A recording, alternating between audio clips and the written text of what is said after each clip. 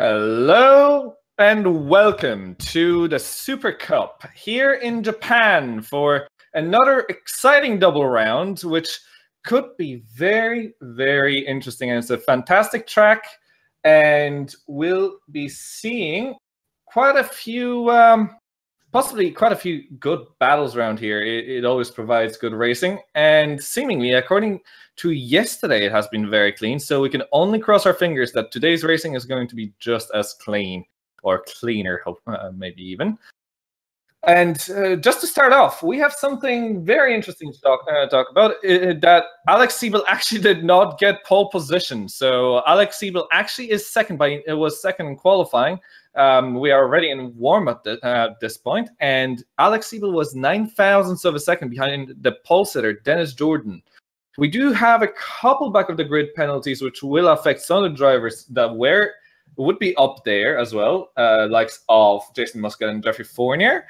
And you will see that as we form our starting grid. However, what we can also talk about is how our championship standings are actually forming up.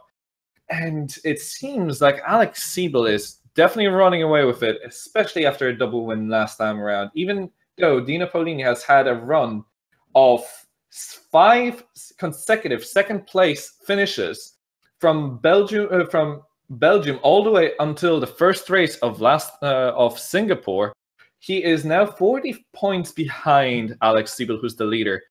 Although Dino Paolini is the first man behind Alex, so we will have to see in the race what is going to actually happen. So that could be actually very interesting, although Dino Paolini will have to pull something absolutely amazing out of the bag, and Alex will have to basically lose the championship for himself at this rate. However, we have seen a lot weirder things happen, both in real life and in online racing.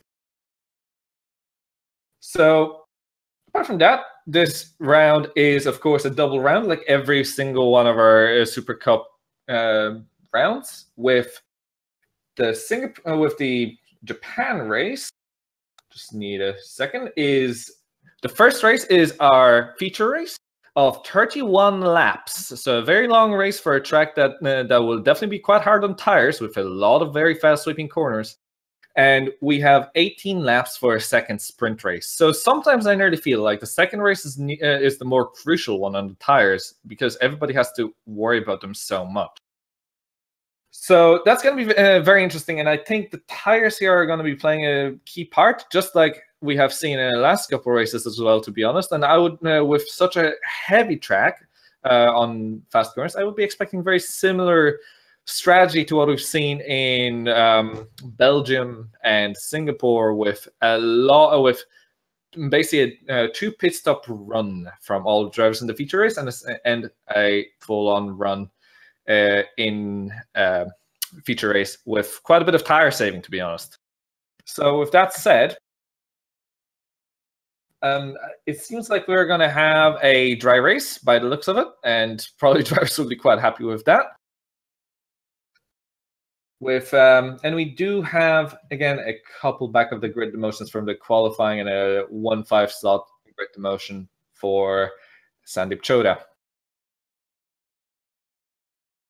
So with that, now there's a question to be had, is that if we have seen Alex do quite well with tire management, and again, he is leading the championship for a reason. So it's very interesting. It's going to be very interesting to see how it's going to stack up with all the other drivers, and if we're going to see something very similar from him, and to be honest, other drivers as well, with drivers trying to not run the harder compound, because I'm not sure of the pace of the tires this time around.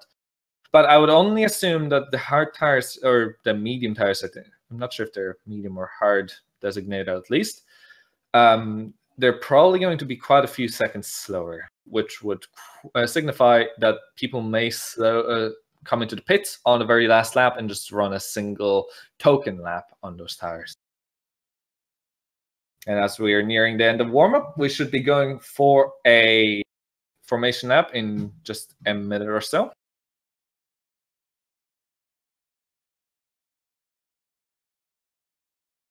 We're going to be back in 2 seconds. We have to restart the broadcast.